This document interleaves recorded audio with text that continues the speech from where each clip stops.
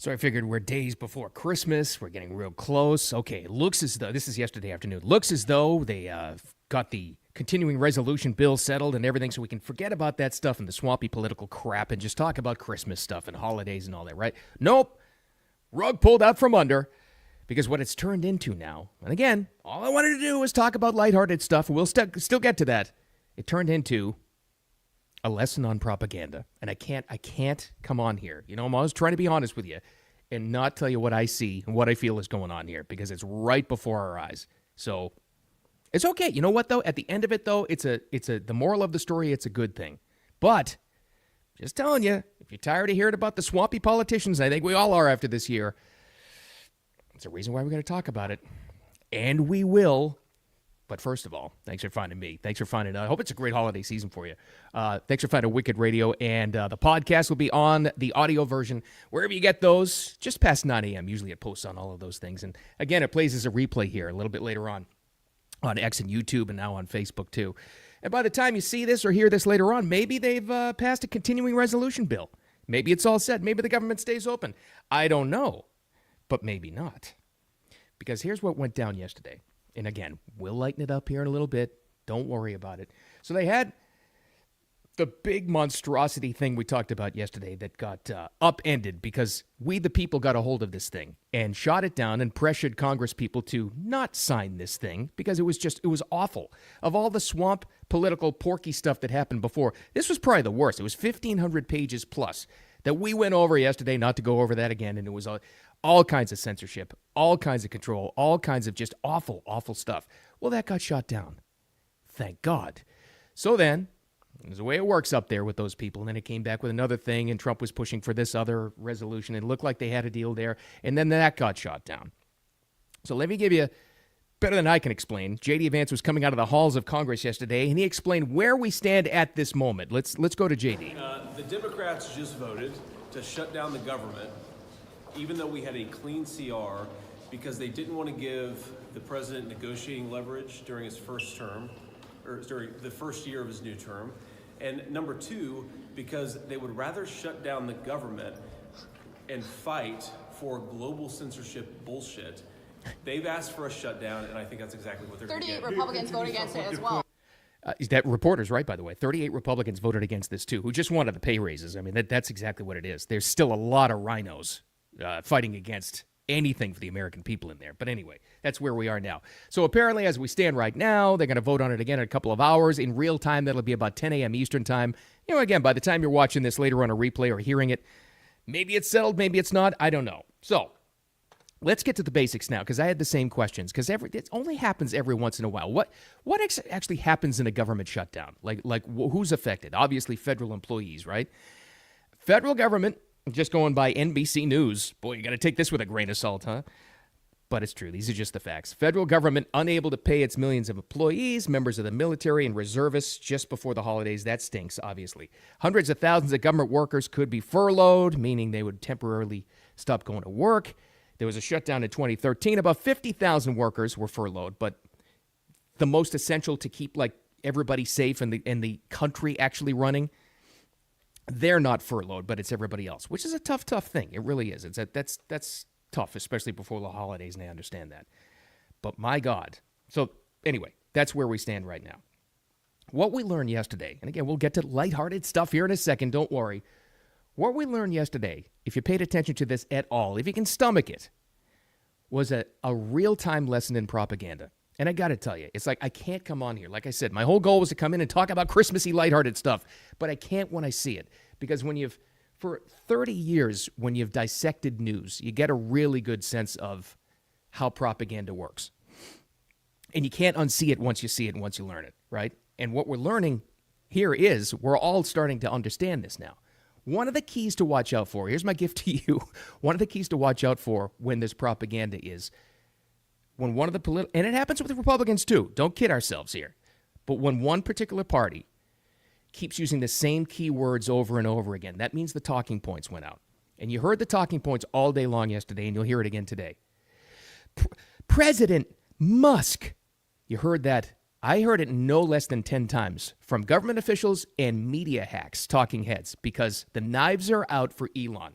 Because here's what happened. We all know the first worst monstrosity of a spending bill, the 1,500 plus page thing, we got a hold of it. And we said, oh, God, no. This is not going to, because Elon posted it, what it was all about on X, which is now free speech and free information. And it got shot down. That's what happened. That's why they're reacting like this. This guy's name is Richard Neal. He's a Democrat. I don't know what state he's from, but here was his reaction. And it sums it up perfectly. Your currency in this institution is your word. You're sure? We reached an agreement. We came to modest achievements. No, you didn't. And a tweet changed all of it? Yes. Yes, that's exactly what changed it. And the reason why they're freaking out, and this is why we all have to pay attention to this, the reason why they're freaking out is people have information now. You, me, and everybody else. You heard it everywhere. And it's starting to work, too. You'll hear people in your family. You'll hear people who are in town you work with. Maybe you overhear it at dinner somewhere or at a bar today at noon. Oh, did you? Elon is going to screw over the people. Once he gets in, he's going to take complete power. This is all. You don't even have to respond to that. This is what'll undo that line of thinking and the people who buy into the propaganda. What vested interest would a guy who is a billionaire, often the most, at least the wealthiest person, at least in the country, what does he stand to gain by jumping into politics? Absolutely nothing. He's losing money. He's lost advertisers. The knives are out for him. He's had threats to his life. But you think he's doing this for power, huh? No. This is a guy that could not stand what was happening to the country he loves. And he has a real, real fear of censorship destroying our society. That's what the guy's doing. And yet, because there are plenty of people who believe the propaganda, he wants to be president. Don't even buy into the people who are spreading that garbage. Like this lady. Sometimes I wish this was a visual. I really do. You probably know, you've seen her. Laura DeLauro, she's been in office since, I think, 1991. She's a congresswoman from Connecticut. She's the old lady with the blue hair and the giant plastic glasses. I mean, she's nuts, obviously. She's completely off the cliff on the left-hand side of things. Again, what's that key on propaganda? What do you listen for? The same keywords over and over and over again, like her. Read on a bill. They signed it. And you know what? What? They got scared. Oh.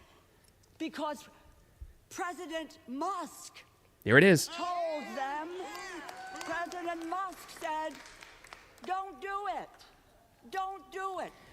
They're coming knives out for Elon Musk because they know that he got information out to the people. Otherwise, if that hadn't happened, honest to God, it sounds like hyperbole, but it's true. If he hadn't got involved, and the biggest thing he did was buy Twitter and turn it into X and free it up, and it wasn't just a Democrat propaganda talking point anymore, none of us would have known what was in this bill.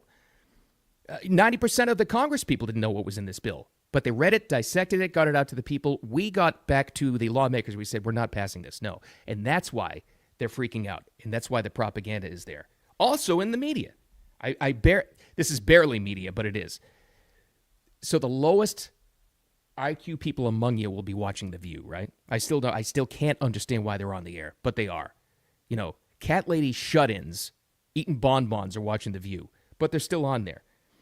Here's Whoopi Goldberg's take on this that was the day before yesterday. And then she had to once again retract it because she's probably going to get sued. I hardly ever say, I don't remember the last time we even talked about JD. You're right. He's planning the presidency when they get rid of Trump.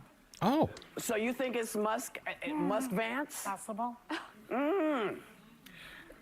Hey, you know who? Stay away from the stairways. So implying that that's another theory, more propaganda out there, that Vance and Elon Musk are trying to take out Trump to gain power. They really believe, or if they don't believe this, they're trying to get you to believe this. They're trying to get me to believe this. That's what they're saying.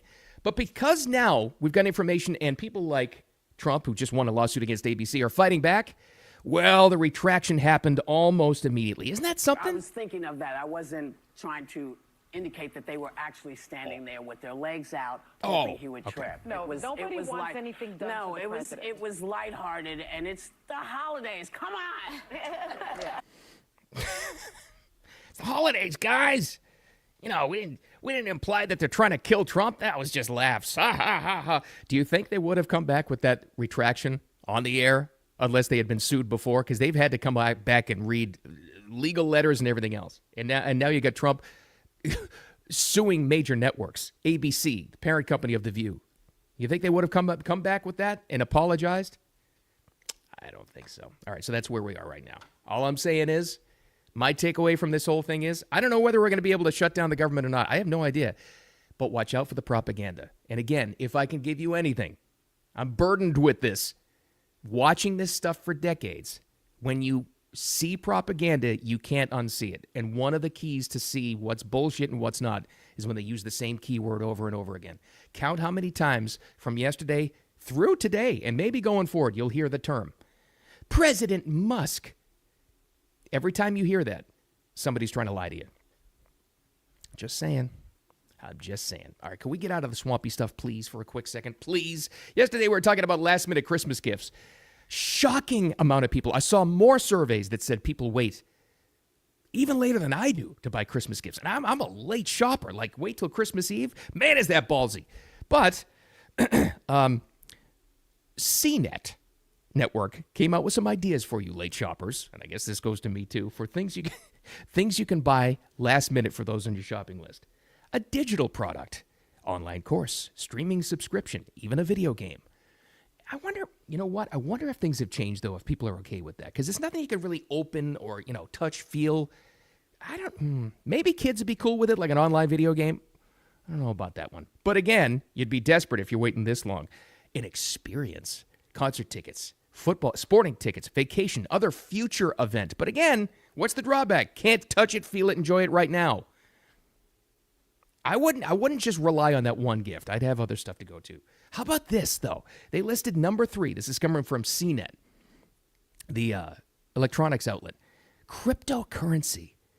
Bitcoin's at an all-time high now, so if you can, buy somebody a complete Bitcoin. You got $100,000 to spend, or you can buy a piece of Bitcoin.